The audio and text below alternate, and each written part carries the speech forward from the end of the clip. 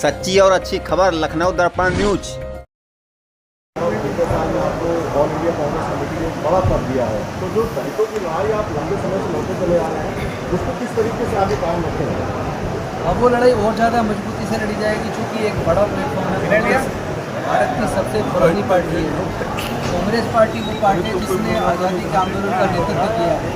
Congress party वो party है जिसने पूरे देश को सूचना का अधिकार दिया। कांग्रेस पार्टी वो पार्टी है जिसने फूड सिक्योरिटी बिल दिया।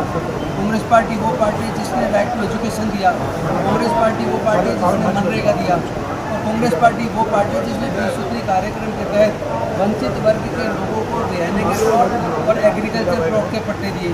कांग्रेस पार्टी वो पार्टी है जिसने 19 जुलाई 1969 को 14 बड़े राष्ट्रीय बैंकों का राष्ट्रीयकरण किया, जो प्राइवेट हुआ करते थे।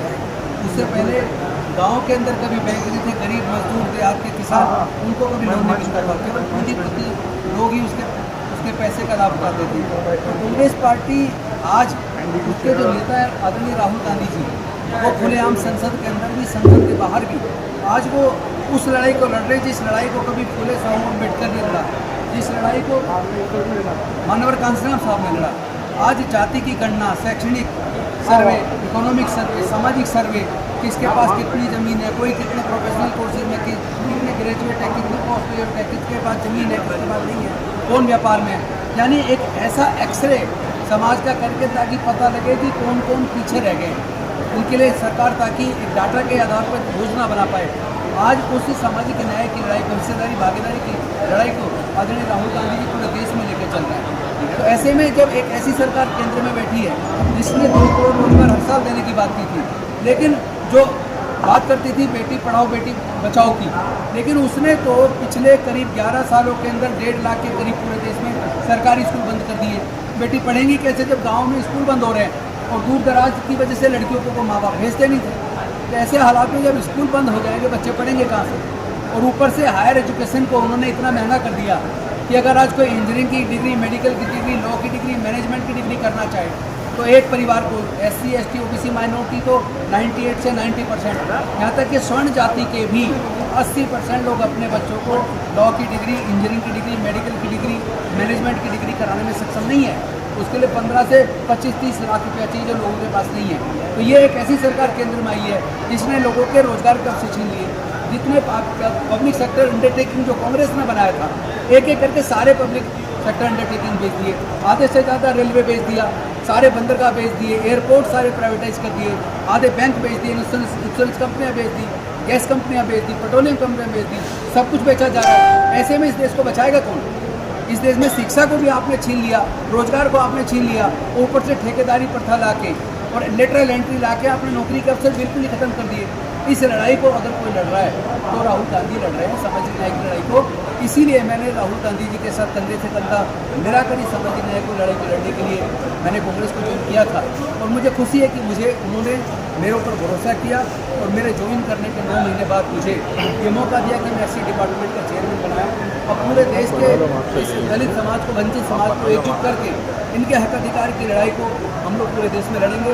उसी के लिए आज यहाँ 11 समाज के हमारे कुछ साथियों ने मुझे बुलाया था, तो मैं उनके बुलावे पाया हूँ। लेकिन जल्दी ही SC डिपार्टमेंट की तरफ से भी बहुत जल्दी एक बड़ा प्रोग्राम होगा और हम पूरे 2027 का पूरा रोड मैप हम अपने उस प्रोग्राम में जल्दी देंगे। मंत्री जी, राजधानी लखनऊ में यहाँ पर जाति विशेष की लड़ाइयाँ बहुत है, तमाम राजनीतिक दावत होते हैं, शेड्यूल कास्ट के लोग उनकी पार्टी में, चाहे NDA हो या फिर इंडिया गठबंधन, इस पर आप क्या कहेंगे? कि जो मैं अपने समाज को ये कहता हूँ कि वोट आप किसी का भी वोट बैंक मत बनो।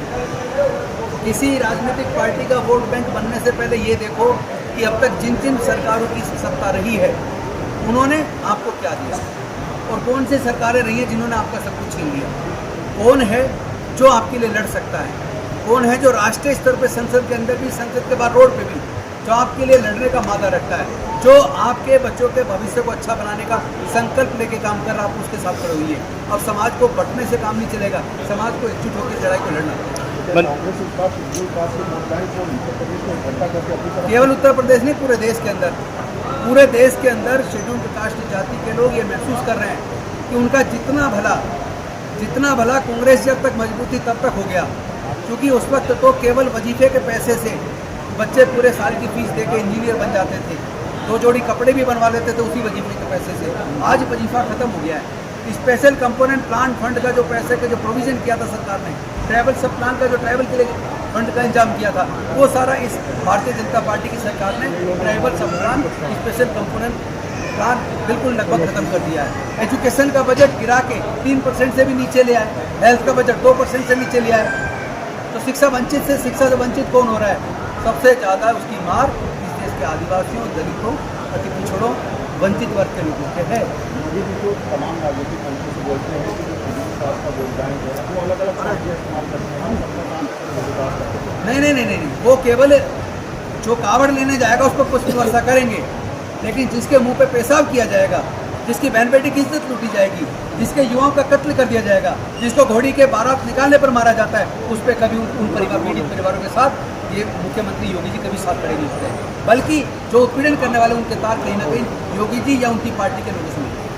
मंत्री जी, एक सवाल हमारा ये है कि आज आप बिहारा समाज की यहाँ बैठक में आए हुए हैं, ये बहुत ही दलित अति दलित समाज भी होता है, इनकी भागीदारी। सर मेरा प्रश्न पूरा ले लीजिए। जिसके लिए आज तक किसी ने सोचा नहीं है। सर मेरा प्रश्न ये है कि तमाम पार्टियों में इनके समाज के लोग हैं, लेकिन उचित भागीदारी इनको नहीं मिल पा रही है और बहुत सारे मंचों से ये बात लगातार उठाई जा रही है। आपको एक कांग्रेस ने बहुत बड़ी जिम्मेदारी दी है, क्या कहना चाहेंगे इनके लोग? नहीं, राहुल जी खुद कह रहे हैं जी कि ये वर्ग जो लोग मुख्य धारा से कट गए, जिनको हिस्सेदारी भागीदारी नहीं मिली है, हम ये जाति का सर्वे, शैक्षणिक सर्वे, सामाजिक सर्वे, आर्थिक सर्वे इसीलिए करवा रहे ताकि एक एक्सरे हो जाए और सब समाजों की स्थिति का एक्यूरेट आकलन हो जाए, ताकि आगे की योजनाएं सरकार सबको कैसे आगे बढ़ाना उसके लिए योजना बना पाए।